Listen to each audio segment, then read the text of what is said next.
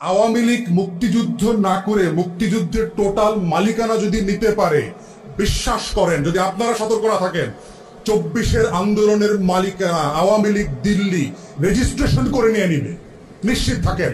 সেনাবাহিনীর প্রধান উনি দেবদূত আকারে হাজির হয়েছেন। উনি এসে হাসিনাকে রিকোয়েস্ট করছেন, আপা আপনি আপাতত একটু হলিডেতে যান, আমরা ওইখানে হলিডে রিসোর্ট আপনার জন্য বুক করে রাখছি, দিল্লিতে দোতলা বাসায় গিয়ে থাকবেন, আপনি পরিস্থিতি ঠান্ডা হয়ে যান, আপনি রাজাপাকসের মতো আবার এসে আগামী বছর নির্বাচন করবেন। এই কোনো সমস্যা হয়নি।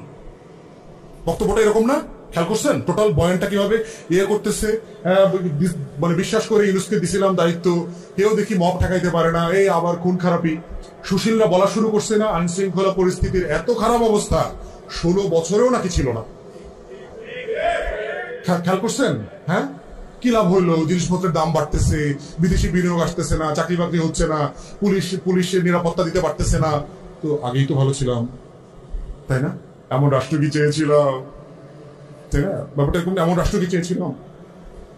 এই রাষ্ট্রের জন্য কি 1400 মানুষ জীবন দিল? এত জীবন দেওয়ার পরও আওয়ামী লীগ নির্বাচন করতে পারবে না? কেমন সম্ভব? এত রক্তের পরও একটা সেকুলার পলিটিক্স এখানে থাকবে না? এত রক্তের পরও বাংলাদেশের মুক্তিযুদ্ধের পক্ষে শক্তি সে রাজনীতি করতে পারবে না? এত মানুষ এই কারণে জীবন দিয়েছে, কয়দিন পরে এটাই বলবে যে এত শহীদ রক্ত, এত ছাত্রলীগের নেতাকর্মী গত বছর জীবন দেওয়ার পরে আওয়ামী লীগ রাজনীতি করতে পারবে না, সেটা কিভাবে সম্ভব? খেয়াল করছেন? এই বয়ান যদি আমরা এখন থেকে চ্যালেঞ্জ না করি, এইটা যেতে যেতে আওয়ামী লীগ, ভারত মিলে, বামপন্থীরা মিলে এমন জায়গায় নিবে। সাদেক কায়েমরে তো অলরেডি পাকিস্তানি বানায় ফেলছে না? হাদিরে অলরেডি পাকিস্তানি বানায় ফেলছে না? আমারে তো প্রতিদিন ফ্লাইটে পাকিস্তানে পাঠায় দেয়। আমার বউ নিচে লিখছে, ভাই পাকিস্তানের সাথে ডাইরেক্ট ফ্লাইট এখনো নাই, পাকিস্তানের উপপ্রধানমন্ত্রী আসছে, ফ্লাইটের দিন তারিখটা তারপরে ঘোষণা করা হবে কবে যাবে উনি পাকিস্তান। যেহেতু আমার পাঠায় দিবে, ফ্লাইট লাগবে তো, ইসলামাবাদের সাথে এখন ফ্লাইট নাই, এই জন্য নতুন দেখবেন ইসলামাবাদের সাথে ডাইরেক্ট ফ্লাইট হয়েছে।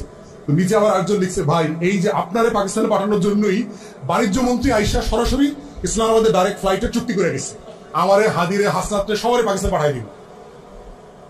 তাহলে এই রাজনীতিটা খেয়াল করে দেখেন, আওয়ামী লীগ মুক্তিযুদ্ধ না করে মুক্তিযুদ্ধের টোটাল মালিকানা যদি নিতে পারে, বিশ্বাস করেন, যদি আপনারা সতর্ক না থাকেন, 24-এর আন্দোলনের মালিকানা আওয়ামী লীগ দিল্লি রেজিস্ট্রেশন করে নিয়ে নিবে, নিশ্চিত থাকেন।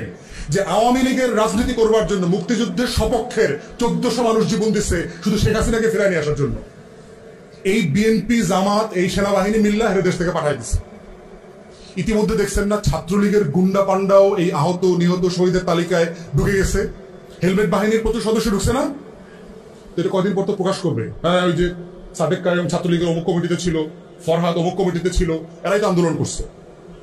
20 বছর পরে মানুষের মেমোরি ফেড হয়ে যাবে না গ্রাজুয়ালি?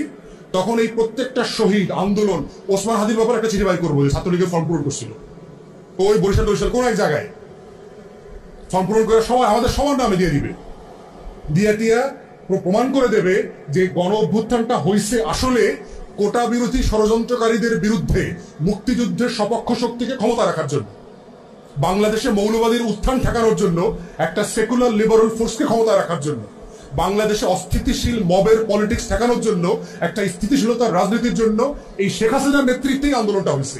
এইটাই বয়ান হিসেবে দাঁড় করাবে এবং এটাই হচ্ছে বয়ানের ক্ষমতা। অতএব সেই জায়গা থেকে কিভাবে কার ক্রেডিট কিভাবে ছিনতাই হয়? শেখ মুজিব 9 মাসকে জেলখানায় ছিল না ডুপ্লেক্স পাকিস্তানের বাংলো বাড়িতে ছিল? পড়ছেন আপনারা হিস্ট্রিতে?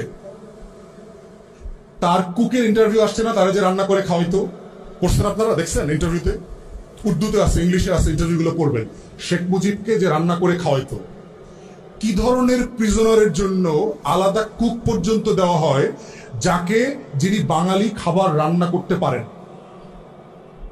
ধরেন আমি সাটগা এলো, জেলে গেলাম, বাইরে কইলাম যে ভাই ডিভিশন দিবেন, লগে সাটগা থেকে ওই মেজবানি খাবার দাবার রান্না করতে পারে, এরকম একটা শেফ দিতে হইব, দিয়ে দিল। ব্যাপারটা কেমন হলো? আমি জেলে থাকলাম, ব্যাপারটা এরকম? হ্যাঁ, প্রতিদিন পত্রিকা আসতেছে, পত্রিকায় খবর পড়তেছে, জানে না কি হইতেছে আবার পত্রিকা পড়ার পরে। মানে বয়ানটা দেখেন, মানে সে যে পুরো জাতিকে নিরস্ত্র রেখে পালায়া চলে গেছে, একটা জাতিকে, কত বড় মানে কাপুরুষ। এই কাপুরুষকে আমার মুক্তিযুদ্ধের জনক বানাইছে, তাকে মিথ্যাচারের কি পরিমাণ শিফট করতে হয়েছে তাকে চিন্তা করেন। আওয়ামী লীগ হলো শেখ মুজিবরে বেচে, এবং শেখ মুজিবরে বেচতে গিয়া সে অন্য যত নায়ক আছে সবাইকে আবার নাই করে দিয়েছে। তাহলে যে যুদ্ধ করে নাই, যে পালায় গেছে, যুদ্ধের সময় যে নেতৃত্ব দেয় নাই, তার নামে একটা কাল তৈরি করতে হয়েছে এই যুদ্ধের গল্পটা বানানোর জন্য। এবং এই কারণে দেখবেন যে মুক্তিযোদ্ধা কোন দলে বেশি, আওয়ামী লীগে বেশি না বিএনপিতে বেশি? কোথায়? বিএনপিতে বেশি। প্রতীকধারী, খেতাবধারী মুক্তিযোদ্ধার সংখ্যা যদি দেখেন, সেক্টর কমান্ডার থেকে শুরু করে, বিএনপিতে মুক্তিযুদ্ধের সংখ্যা অনেক বেশি। কারণ আওয়ামী লীগ তো মুক্তিযোদ্ধার দল না, এটা হলো ছ্যাঁচড়া টাউট বাটপার ডাকাইতের দল। আমার বাবা তো মুক্তিযোদ্ধা ছিল, এলাকার যত ডাকাতি হয়েছে 71 সালে এর 90% সাথে আওয়ামী লীগের লোকজন ধরেছিল। এবং আমার বাবার কাছ থেকে শুনছি এলাকার আওয়ামী লীগের ডাকাতদেরকে আইনা গাছের সাথে বাইন্দা পিটাইতো। তখনকার দিনের বিচার ছিল, সোনা দানা চুরি করতো, হিন্দু বাড়িতে ডাকাতি করতো, এগুলো সব আইনা তাদেরকে আবার উদ্ধার করে দিতে হইতো। তাহলে আওয়ামী লীগ হলো মুক্তিযুদ্ধের ব্যবসায়ী দল, এই জন্য তার একটা ব্যবসার ন্যারেটিভ আছে। কিন্তু আর একটা ন্যারেটিভ হচ্ছে আওয়ামী লীগের আর এক অংশ, সেই অংশ হচ্ছে তাজউদ্দিন আহমেদের, এবং ওই অংশটা আবার আওয়ামী লীগ দেয় না, বলতে চায় না। কিন্তু যুদ্ধের আর একটা বড় ন্যারেটিভের জায়গা হচ্ছে আমাদের সেক্টর কমান্ডার যারা ছিলেন, কর্নেল ওসমানী থেকে শুরু করে আমাদের এই যে প্রত্যেকটা মিলিটারি অফিসার, শহীদ প্রেসিডেন্ট জিয়াউর রহমান এবং বাকি যারা ছিলেন, তারা এই আর একটা ন্যারেটিভের গল্প তৈরি করেছে। এখন দুইটা গল্পেরই প্রবলেম হচ্ছে, এই দুইটা গল্পই 71কে ছাপায় যেতে পারে না। দুইটা গল্পের লিমিটেশন হচ্ছে যে 71-এর আগে যে আমার শত শত বছরের এই মাটির লড়াই আছে, এই লড়াইটাকে সে আনতে পারে না। দুইটা গল্পের লিমিটেশন হচ্ছে সে ব্রিটিশ বিরোধী আন্দোলনে এই বাংলার মানুষের যে ভূমিকা, স্যাক্রিফাইস, ইভেন আপনার এই যে আফগান সীমান্তে ব্রিটিশদের সাথে যে যুদ্ধ হয়েছে, বাংলাদেশের মহিলারা সোনা দানা হাজারে হাজারে লাখে লাখে ভরি সোনা দান করে দিয়েছে। সেই এই যে আহমদ শহীদ সাহেবদের, আহমদ বেরলভীদের সাথে যে যুদ্ধ যে শত্রুদের সাথে করেছেন, ব্রিটিশদের সাথে করেছেন, বাংলার এই বিশাল হিস্ট্রি আছে, কন্ট্রিবিউশনের জায়গা আছে। তারপরে চিটাগং এর যে সিপাহী ছিলেন রজব আলী খান, হাবিলদার রজব আলী খান, ওনার নেতৃত্বে যে প্রথম ব্রিটিশ বিরোধী সিপাহী বিদ্রোহ শুরু হয়েছে। অত এই বাংলার এই যে লড়াইগুলো আছে, এইটা কখনোই 71 ছাপায়া যায় না। একটা জাতির হিস্ট্রি তৈরিতে এই যে চেইন দেখছেন না, শিকল কি করে, একটা শিকলের সাথে আরেকটা এরকম আটকায় থাকে না। লঞ্চ থামায় দেখছেন না, লঞ্চ থামায়, জেটি থামায়, গাড়ি থামায়। রাষ্ট্রটা, জাতিটা এইভাবে তৈরি হয়, জেনারেশনের সাথে জেনারেশন ট্যাগ করে।